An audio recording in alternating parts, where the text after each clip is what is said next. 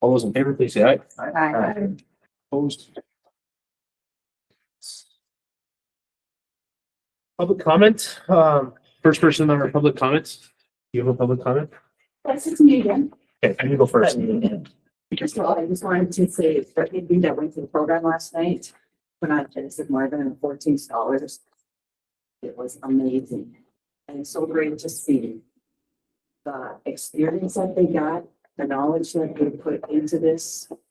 And I so out of all that, I want to thank you guys for your leadership in what happens and the good judgment that you guys make in making decisions and discernment that you use. So thanks a lot. And for those that didn't, I don't know if it was like recorded or not, but it was just amazing because the students put a lot of thought into this and they interacted so well with the audience that was there. And people like to ask questions. You could tell they put a lot into this. So Mrs. Martin has done an excellent job. Thanks. Thank you. Either scheduled public comment is a presentation of the audit by I Bailey, so I will turn it over to Derek. All right, thank you. Good morning. Can you hear me okay? Yep. All right, now bear with me. I'm going to try to use technology. I'm going to share my screen.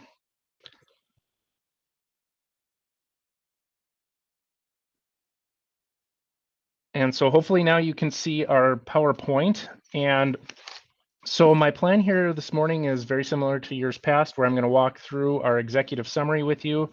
If you have any questions, don't hesitate to let me know, or we'll open it up at the end for questions as well. But hopefully this gives you some meaningful information relative to the fiscal year 2025 audit. My name is Derek Flanagan. I'm a partner with Eide Bailly and presenting on the 2025 audit here.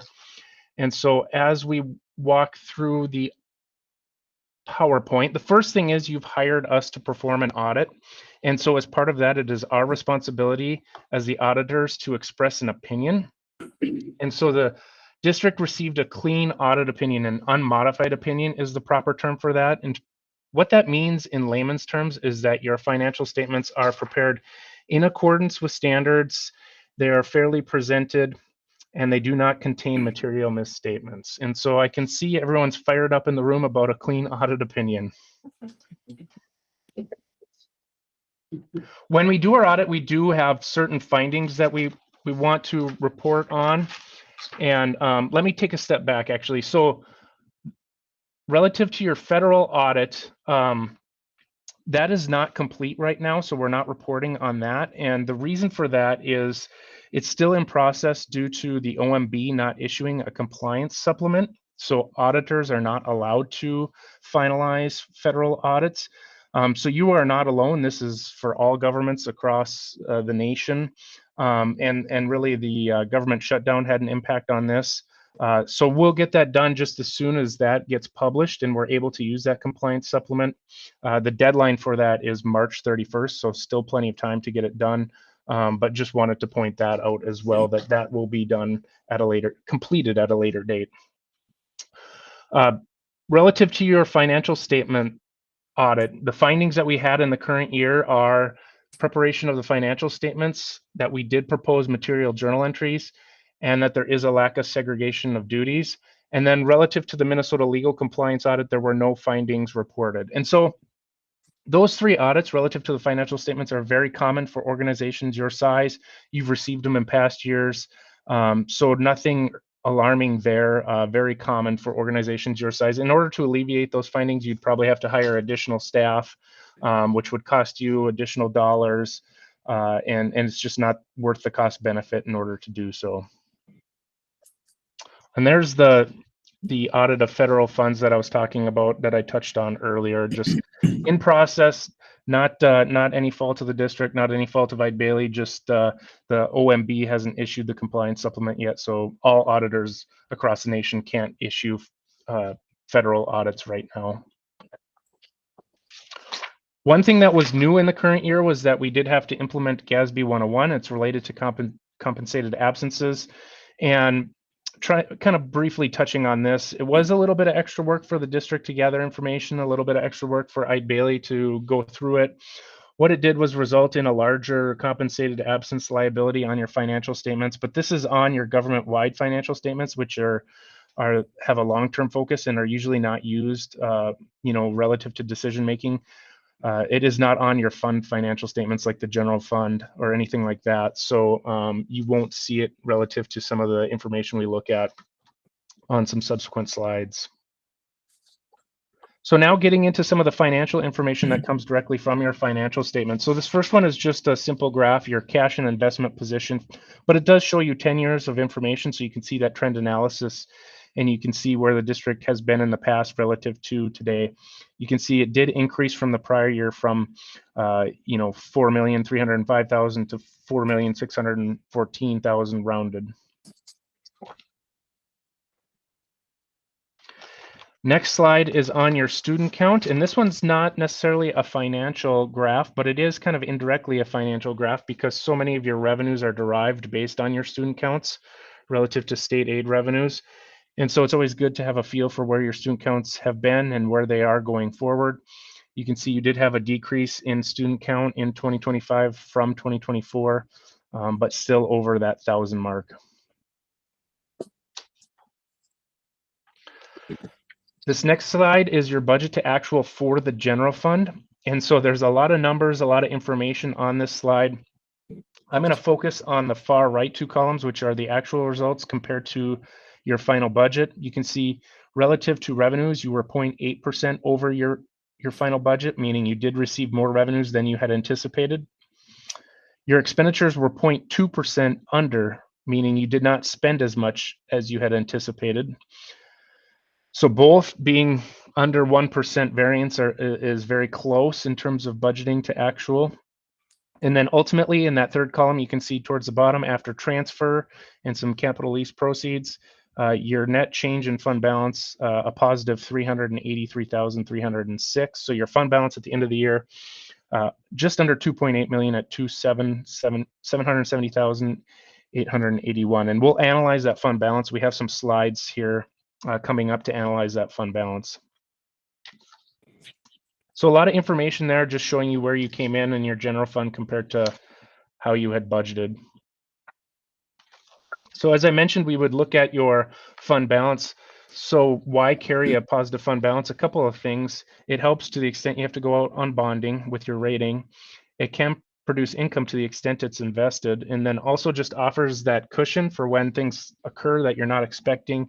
That unexpected boiler repair or those things that aren't in the budget that you aren't expecting to have to spend money on. It offers that cushion for when those things occur. This is just the fund balance categories, and it just gives you a lot of terminology relative to what each category means. I'm going to kind of skip over that quickly and let's get into the information for your district. So the changes in your fund balances in the general fund. So this is the general fund. The top there is non-spendable amounts, and those typically relate to either prepaid items or inventoried items. And then you have a whole bunch of restrictions. Some of them are restricted internally for student activities or scholarships, and then the remainder are placed by the state of Minnesota. You have a committed amount that you have determined, and then once all of those are determined, then the unassigned is the catch-all for what remains. And you can see now in this graph the change year over year for the various fund balance categories. And that unassigned is kind of where our focus goes here on one of the next slides. So here, as we go to the next slide, we have 10 years of your fund balance information. So the line chart is in total, but the colors represent the various categories. And if you're more of a numbers person, at the bottom there, we've got the dollar amount for each category. Again, showing you that 10 years so you can see the trend analysis. And so as we analyze your unassigned fund balance, before we get into where that is at, what we do is we take your unassigned fund balance and divide it by the expenditures within the general fund to come up with a percentage. And then what's helpful is to compare that to a couple of things here. The district's policy, which is to strive to maintain no less than 12%. You can see the target amount for that. That is $2 million based on current year expenditures. And then the GFOA, which is a national organization, which published no less than 2 months or 16.67. And the target amount of that is 2.8 million. So it just gives you some reference points for where you might be. So as we mentioned, you strive to be at 12%. That's the maroon line on this graph. And for 2025, after a transfer out to the Community Service Fund, as we mentioned earlier, you can see you're very consistent to the prior year at 12.8%, green line there.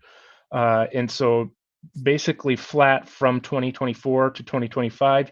You are slightly over the maroon line of 12%, but you can see the trend from 2021 on that you've had a nice steady increase to get yourself back at where your goal is to be near that 12% rather than being significantly under. And I will say that's a good trend. From 2018 to 2020, you can see it went down. And sometimes when it starts going down, it can be very, very difficult to essentially get the ball rolling back up the hill rather than rolling down. That's where very difficult decisions are made. And so it's good to see that trend from 2021 on going upward. So almost done. I know everyone's disappointed. They love talking accounting and all of that, but just 2 more slides here. Didn't want to leave a couple of the other funds out. So the Community Service Fund here, this is your fund balance at the end of the year. And you can see each year there where you're at for 10 years. But what I would say on this one is in most years, you're making significant transfers from the general fund to get to where you're at in the Community Service Fund. So really the general fund is subsidizing that Community Service Fund. But at year end, after the transfer from the general fund in the current year at a positive 30,000 rounded.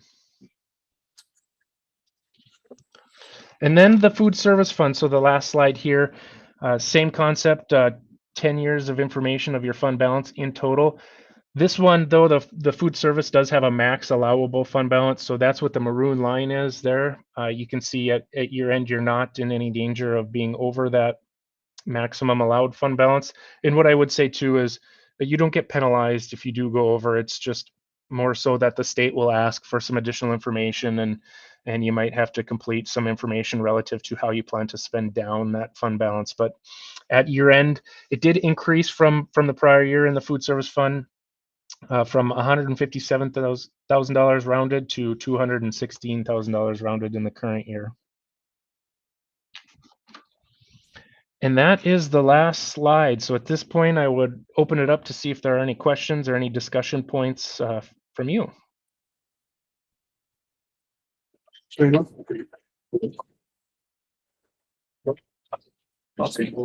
questions from us, Derek. Appreciate the time, and Amanda, thank you for all your work getting that done. Thank you. I thank everyone that's involved on the audit. I know it's a lot of work, and as we kind of continue to wrap things up, just appreciate everything that was done. Thanks, Derek. All right. Have a good morning. Thank you. Item number 5, Danielle Smith, administrative update. Yes, good morning. I'll keep it brief because I know the report's a little lengthy. You can see all the details in there, but October was our Every Child Matters Truth and Reconciliation that we've done the past few years. Continued collaboration with football team, volleyball team, speeches. We had our assemblies in the morning, one for elementary, one for high school, which was great. We had our drummers, we had our singers. And Mr. Donald Kopicic was in to do a ceremonial smudge. So I did more of the educational piece behind that just to explain the elements that were involved. I felt like a lot of great comments from the teachers and students. So that was great. Continued collaborative workshops, like we've been invited into the classrooms. So Mr. Richard has asked myself and Shauna. So Shauna did take this lead because I did take the presentation for the Festival of Cultures. So that was great. I had about 70 people in an audience there, which was great. I did put a little page at the back because they had requested that I cover 10 different topics. So I was a little nervous because they give me that maybe about 4 days prior to prepare. So I was kind of like, how long is this presentation supposed to be? But I had about 30 minutes. It was taken very well. A lot of great comments from the community.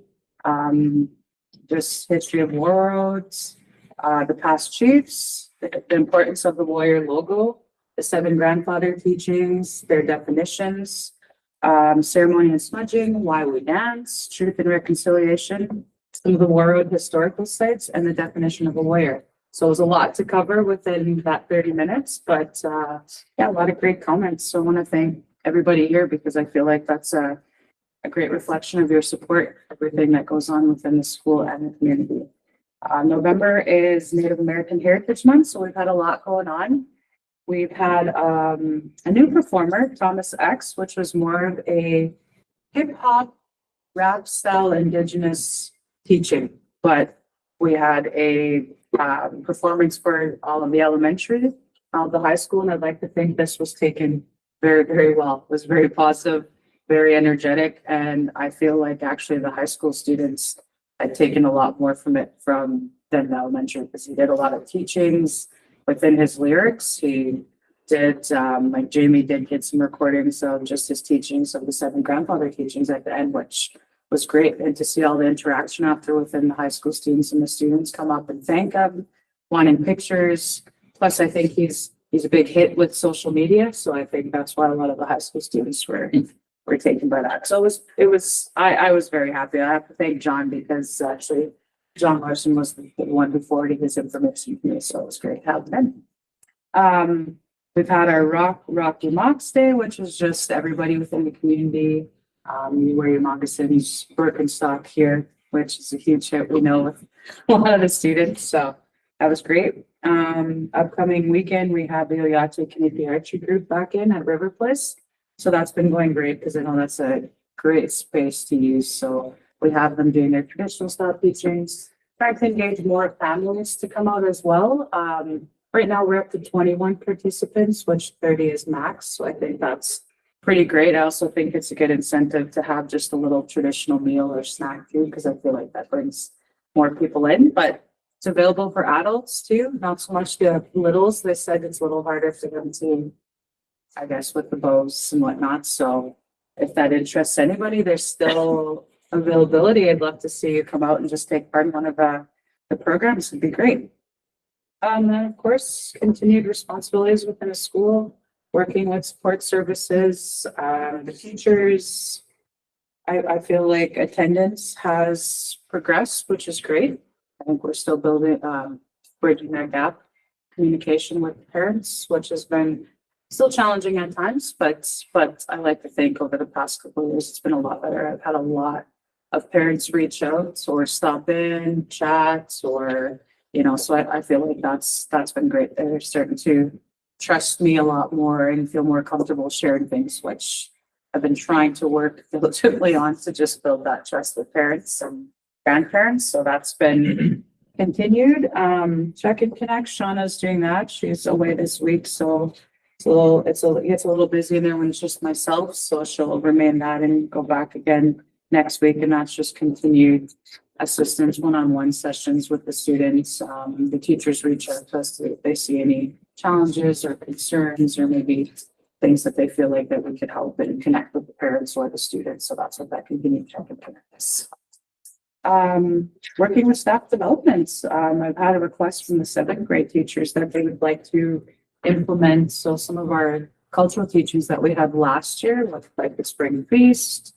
We had a couple presenters in on the importance of the language, the sacred medicines, and just explaining again more as to why we smudge, why we dance. The teachers are getting creative and would like to implement that into the 7th grade curriculum. So there's still some finalizing and some discussions there, but I think that's great. That was their request at the end of last year. So that's been ongoing. And then just more programs. We have our big annual Truth and Reconciliation event coming up December 6th. That'll take place. It's double games, the JV and the varsity. So we have Mr. Donald Kokfusic is doing our honorary puck drop, which I think is very fitting since he's the artist of the Warrior logo. So a lot of people have been reaching out, in regards to that. We'll have our presentation, we'll have the drummers, the dancers, and then of course the big hockey games. So yeah, a lot going on. Thanks, Daniel. Any questions for Daniel? Brent? I don't have a lot this morning. Transportation wise, if you're going well in the bus garage, Glenn and Dory doing a great job. Bus is moving. Like every day there's something little thing going on, but they're on it right away. Next couple of weeks, we're expecting our minibus to show up. We're excited to get that and get it equipped and get that on the road. Last week, we were notified that we were accepted for the electric school bus grant that me and Dr. Yates put in for. What we asked for was 2 electric school buses and 2 charging stations.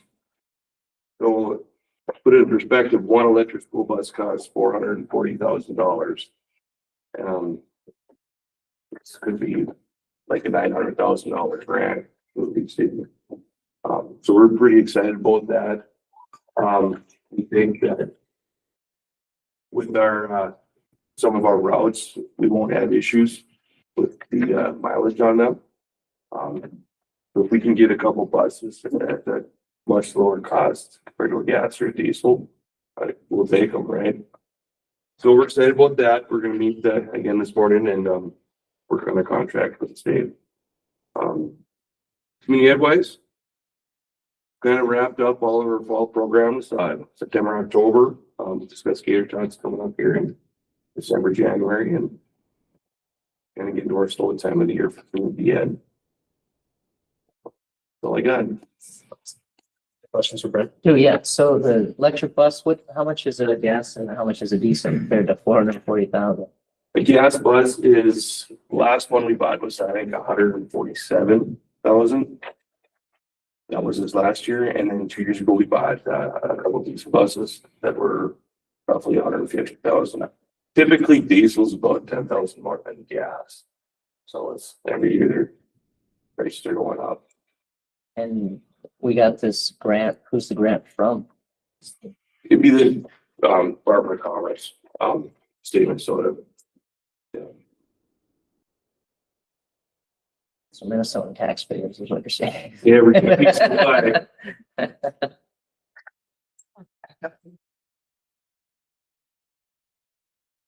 Good feedback from other districts that got it. Dr. Yates talked to the superintendent that was in Bemidji who had a few of them and they like them. So get 2 buses for the price of 1 essentially. I guess. Yeah. So, any other questions for Brent? Student council update. I don't see the student council kids here. Just we'll pass that one. Recognition areas. I'm gonna hand this one over to you because there's a lot. Excellent. Appreciate that. So we do have, our October Warriors of the Month. I want to congratulate, and that's, Amara Branningham, Owen Erickson, Chloe Cloud, Riley Bain, Tyson McKeever, William Olson, Chancey Cole, Catherine Brecky, Madeline Merble, Brody James, Mary Kate Marvin, and Nick Sarrow. Jeremy Culleton was selected as the Excite 2026 Professional Learning Participant and Minnesota Service Cooperative Grant recipient. He received $50,000 for the purchase of a fiber laser. You'll have to talk to Mr. Culleton about what that does. I couldn't tell you. It's a laser. It sounds cool. It cuts fiber. Yeah. Yeah. Linnea Heron and Kendon Curtis were selected as our AAA award winners. You can read that's all about there. Catherine Brenke and Connor Leon were selected to represent Warroad for the Excel Award. And that award recognizes high school juniors demonstrating excellence in leadership, activity, and dedication to service. Connor Lund, Sam Hart, Kale Thompson were awarded Mid-Northwest Red All-District in football. Ryan Chamernick, Parker Leon were awarded honorable mention in football. Luke Billingsley, Connor Leon, Parker Mose, Brady Fast, Luke Johnson, Leo Marenko, Henry Heron, Xander Yates, and Owen Erickson were awarded Academic All-District in football. Unity Galzin and Atlee Larson attended the were awarded All-Conference in volleyball. Reagan Haley is awarded Honorable Mention All-Conference in volleyball. Ward Elementary was highlighted in a national article as a bright spot school for literacy instruction. We have a link to that. It's a very interactive website. It's really kind of cool. You can see where everybody falls. It's based on testing and expectations and where we landed instead. So that was really cool to see. Sims, Lucy Hruba, and Elsie Bell Olson were named the Patriot Pen winners. And our high school football team received Academic All-State Silver Team Award, the team GPA of 3.09. So lots to celebrate. A lot. I don't remember. It is. Well, we're rolling now, so we're Yeah. 2 months in, so. Thank you for going through this. Congrats to everybody on there. Item number 8, consent agenda. As you'll see on there, the ones we had talked about in the work session are the ones that are non-bolded and the ones that were added out to the ones that are bold at the bottom. Marcus, Second. Cindy, Marcus, any discussion? Cindy? Anybody else? All those in favor, please say aye. Aye. Excuse me. Carries. 9, action items. We have 6 of them. Approve resolution accepting donations. Dr. Yates will go through the donations. I'll make a motion to approve. Second. Cindy. Yates. Okay, so we've got 3 that were designated for student council, each in the amount of $100 from Craig's Collision Center, Dairy Queen, and 1901 Public House. The Early Learners Center was a recipient of $280 from Andrew Matson Post 25. Preschool received goodie bag items from Farmers Union Oil Company of War Road. Public schools received, our Overland District received school supplies from Marvin, Amanda Larson. And the preschool, $800 from the Gracie Woods Memorial Outdoor Challenge. So thank all of those individuals and organizations. Thank you. All those in favor, please say aye. Aye. Opposed? 9, B, to approve 2025-2026 IST 690 Arena Association Agreement. This was in our board packet. I believe it's for annual payment of $108,000 and use of the TV and VCR. I always get a kick out I of don't that. think it's something like that. VCR in there. That's the first thing I looked at. Before I looked at the TV number, and it was still the VCR. Yeah. I'll make a motion. Cindy, second. Cindy, any questions? No, other than it says holiday season for boys holiday tournament. There's been a girls and boys for a really long time, so I feel like that could have been updated, but it's not a big deal. And then I was just curious about whether we could put anything in there about using the arena for graduation, since we've been doing that, but maybe there's a separate agreement for that. I thought the graduation was in there.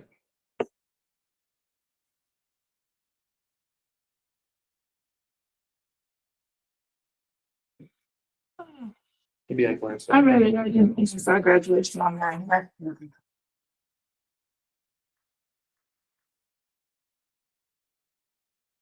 Oh, it is in there. What was it? I'm wrong. It's paragraph almost at the end. It's other school related activities and it says high school graduation. So, yep. I'm fine with the way it is. Maybe next year we can get the Yeah. VCR out of there and we could add girls to the We can double tournament. check, so it's about 1%. So.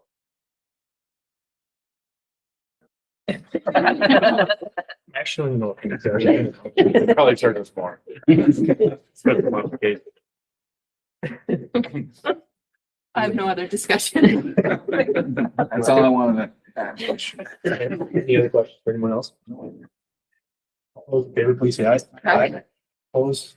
Motion carries. Approved FY 25 audit as presented by Ag Bailey. Marcus, second by Damien. Faster, Gus. Sorry. Marcus, any questions? Damien? No, I just like to say thanks to everybody that works on that. Yeah. It looks like everything's right where we need it to be, right? So appreciate everybody's hard work on that. And very good job. Any questions from Gus? Brenda, Cindy? All those in favor, please say aye. Aye. Opposed? Carries. 9D, ratify the 2025 to 2027 agreement between ISD 690 And the MSCA secretaries, paraprofessionals, cooks, food service workers, custodial units, this is in the board packets. Good addition there. Motion to approve. Brenda? I'll second. Brenda, any comments, questions? Nope, none from me, anybody else? No, thank you for all the hard work on that one. But what's I'm doing, so thank you. Hopefully it helps. Mhm. Hopefully it helps. Thank you. And I had another pair yesterday just approached me and thanking me for Facebook too. Thinking about that. So it's being well received. What is the By higher everyone. to start? Starting, 1989, there's. She's up to the state 231. So. Any other questions? All those in favor, please say aye. Aye. Opposed? I have to abstain. Winter's on it. -1. 9E, approved paid family medical leave insurance carrier Madison National Life Insurance Company. This also is in the packet.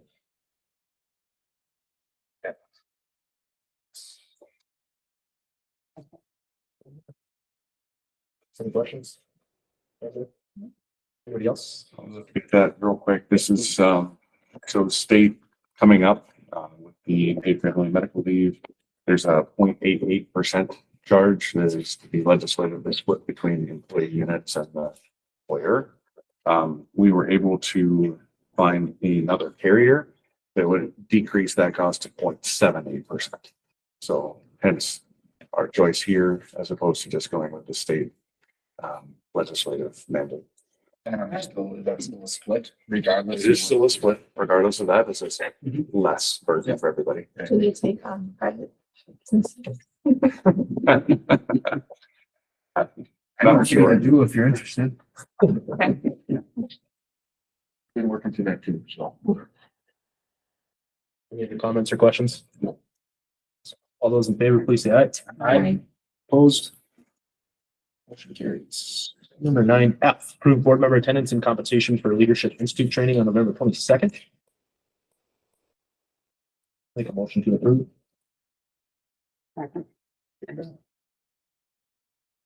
Questions for me, Brenda? No.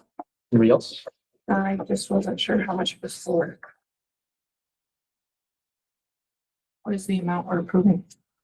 Is this the? Yeah. Is there an amount? Because I guess we should I know. think it's just a meeting amount. It's just, just. Yeah. Oh, Regular. Just that, like what we would if we went to another meeting. I thought we were paying for the So I think tuition. it's free. Yeah. Okay. Any other questions? All those in favor, please say aye. Aye. Opposed? Carries.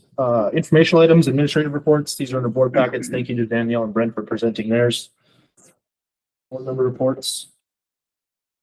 American Indian Parent Advisory Committee. Were you there too?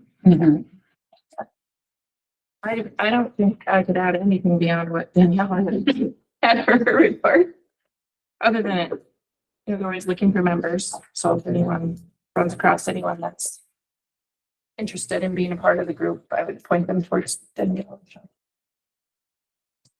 Fair enough. Yeah. Community Ed Advisory Committee. Brent, I think Brent covered it. How much there there? Get them Scott free here today.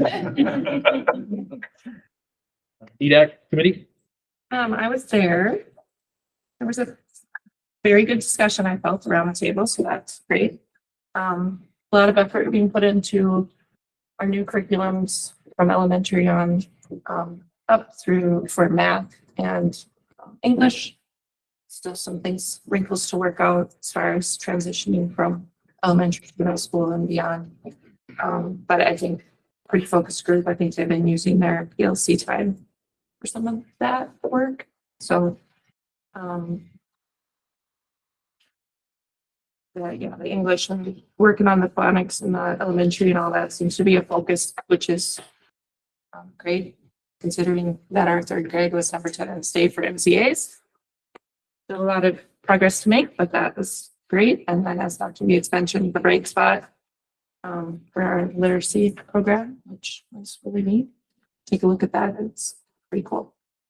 The history day for the high school's social studies. And, the only thing maybe to think about a little bit as the, calendar committee gets going is that I feel like they would like a few more longer PLC times built in just to have more time to work on some of these things. Thought it was good. They want to work on it. So Facilities committee? Another good discussion this last month, kind of been, thanks to Kelly and his crew for keeping up with everything. We've kind of been holding his feet to the fire here for a little bit.